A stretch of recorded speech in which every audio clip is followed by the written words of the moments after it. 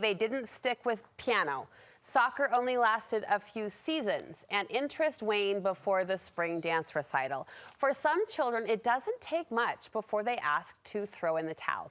And as parents, you want to support them in their decisions and their passions because they are theirs, but you also want to push them to achieve their best and teach them valuable lessons about commitment and follow through.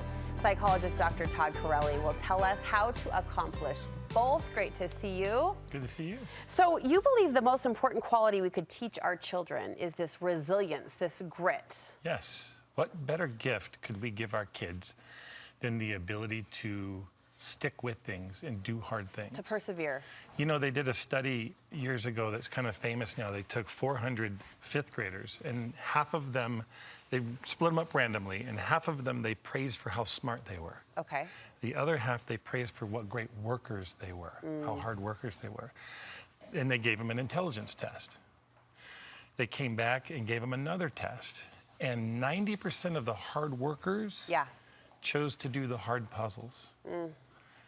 Most of the ones that were praised for their intelligence chose the easy puzzles. So it's kind of about this growth mindset. But when we're praised for our hard work and when we learn the skill of doing hard things and sticking with it and we become resilient, what better thing is there than that? You think of all of the many life scenarios that will serve them. Right. You can be successful in anything if you work hard. So for that reason, you believe, and I'm so glad to hear someone say this, so thank you, that it is okay to have high expectations. Well, we know this from research. So you can blame it on the research. Point to the books. So point to the books. If we have high expectations, high demands, we require our kids to have appropriate behaviors, to work hard, to stick with things, to do things. Those are the kids that have the best outcomes. So it is a gift to have high demands and expectations for your kids. This has been kind of a buzz point in my brain for a couple of years now, ever since a high-profile athlete pulled out of a high-profile competition for very good reasons. The way it was talked about, though, and celebrated afterward, primarily on social media, had me hitting pause, like, yes, you've got to look at your own, mental health or physical limitations or whatever it is, and there are tools and resources available if you want to push forward and you want to be the kid that rises to those expectations. Right. One of the reasons I hate social media is because it doesn't matter what position you take, everybody's going to praise you.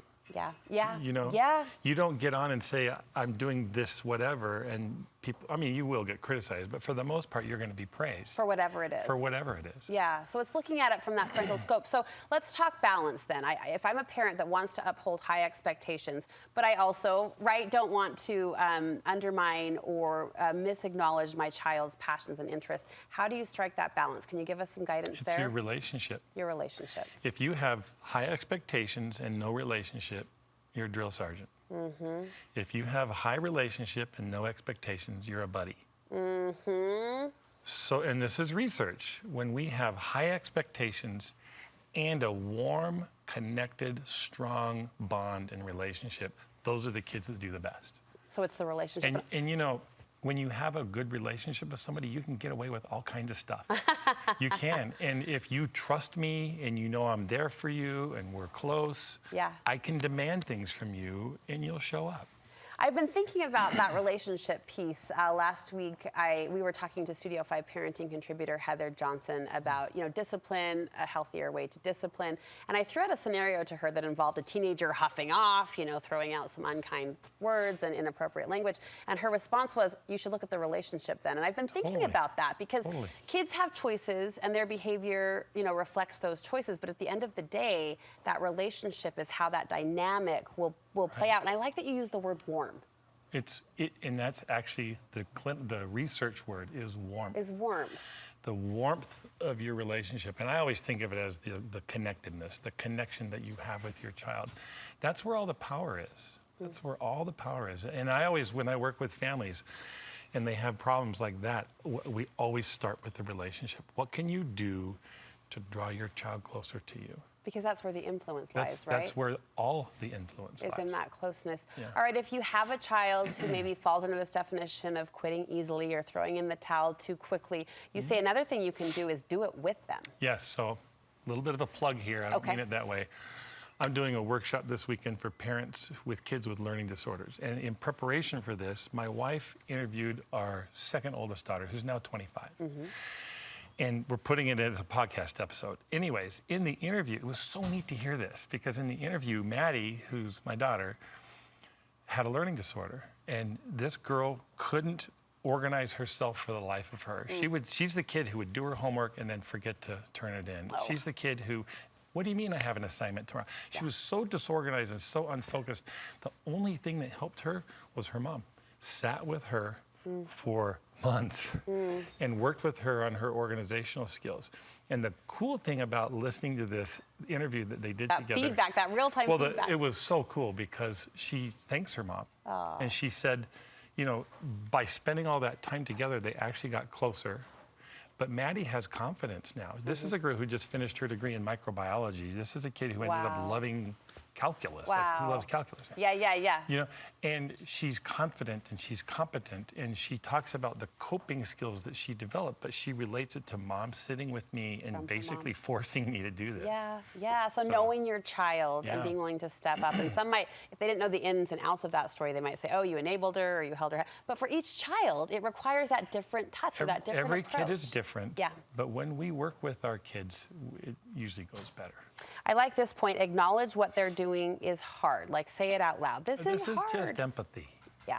Like, this is how I relate to my kids. You know, like if they're going through something hard or trying to learn something hard, I will often say to them in truth, oh, I remember that. I remember going through that. That was really hard. I still want you to learn to do this. It's still important for you to get this skill, but yeah, I get it. It's hard. And finally, be involved in their why. What does that look like? Well, not every kid has a why. So it's not like you can say to your kid, remember, you want to go to college when they're in 4th grade. Right?